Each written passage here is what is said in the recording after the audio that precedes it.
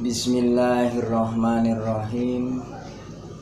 Assalamualaikum warahmatullahi wabarakatuh.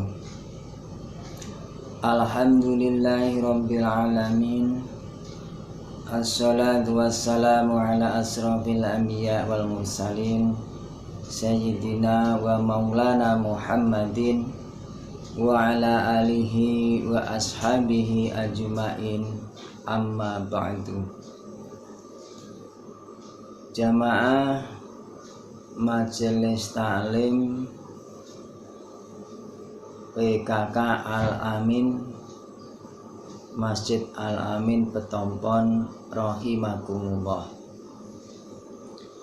Yang pertama-tama, mari kita selalu memanjatkan rasa syukur kita kehadirat Allah Subhanahu wa ta'ala atas segala limpahan rahmat, hidayah dan inayahnya kepada kita semua, sehingga kita pada sore hari ini bisa melaksanakan kegiatan kita, khususnya di dalam rangka taklim melalui daring ini, tidak ada halangan suatu apapun. Sholawat serta salam senantiasa tercurah keharibaan Nabi kita, Nabi Agung Muhammad Sallallahu Alaihi Wasallam, yang selalu kita nantikan syafaatnya, khususnya di yaumil kiamah kelak.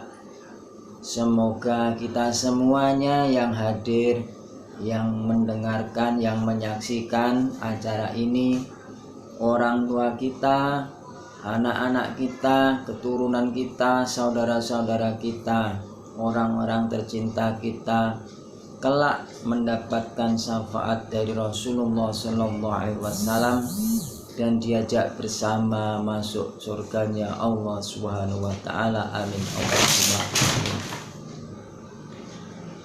Jamaah ibu-ibu Majelis Ta'lim PKK Al-Amin rahimakumullah. Tema kita pada sore hari ini adalah macam keluarga di akhirat. Jamaah Majelis Ta'lim Al-Amin rahimakumullah, bahwa Allah Subhanahu wa ta'ala ketika memberikan tanggung jawab, tentu kelak akan dimintai pertanggungjawabannya. Maka ketika kita saat ini merasa berat dengan adanya ujian corona, maka ada yang lebih berat lagi ujiannya atau cobaannya, yaitu tentang amanah keluarga. Jadi amanah keluarga ini tidak bisa kita anggap enteng, ibu-ibu, karena pasti nanti akan dimintai pertanggungjawaban oleh Allah Subhanahu wa ta'ala. Maka bagaimana kita nanti bisa melihat macam keluarga apa kelak, semoga kita masuk kemana? Maka mari kita beberapa sampaikan tentang macam keluarga. Yang pertama, ya, jadi keluarga yang mereka bertemu di dunia tetapi tidak bertemu di akhirat. Nah, siapakah mereka ini? Mereka ini adalah keluarganya orang-orang kafir. Kafir itu dari bahasa Arab, Bu, namanya dari kata kafaro yakfuru, itu menutupi. Jadi Allah memanggil kul ya ayyuhal kafirun, wahai orang-orang yang masih menutupi. Maka ketika diserap menjadi bahasa Indonesia, ketika kita menyebut orang kafir itu bukan berarti kita melecehkan seseorang. Kita mengikuti anjuran aturan Allah Subhanahu wa ta'ala. Maka keluarga yang demikian nanti tidak akan bisa bertemu di akhirat. Artinya semua tempatnya di neraka. Karena memang neraka ini disediakan juga bagi orang-orang yang kafir karena ingkar kepada Allah. Nah, yang kedua adalah keluarga yang bertemu di dunia tetapi tidak bertemu di surga. Nah, contoh juga dalam Al-Quran, Fir'aun dengan istrinya Aisyah, Nabi Lut dengan istrinya, Nabi Nuh dengan anaknya. Nah, Fir'aun ini orang yang ingkar bahkan mengaku Tuhan, sementara istrinya Aisyah ini adalah orang yang solihah, wanita yang taat. Maka kelak Fir'aun tempatnya di neraka, kemudian istrinya di surga. Nabi Lut juga demikian. Nabi Lutnya di surga, istrinya di neraka. Demikian juga dengan Nabi Nuh dan anaknya Kan'an. Kemudian keluarga yang ketiga adalah keluarga yang bertemu di dunia dan di akhirat mereka saling berselisih, saling menuntut. Maka kita harus hati-hati dengan yang nomor 3 ini, bisa menimpa terhadap keluarga kita. Kenapa demikian saling menuntut? Ya karena ketika di dunia keluarga ini tidak saling tawasau bil haq wa tawasau bis sabr. Nasihat menasihati di dalam kebenaran dan kesabaran. Maka ini yang saya maksud dengan begitu beratnya amanah keluarga.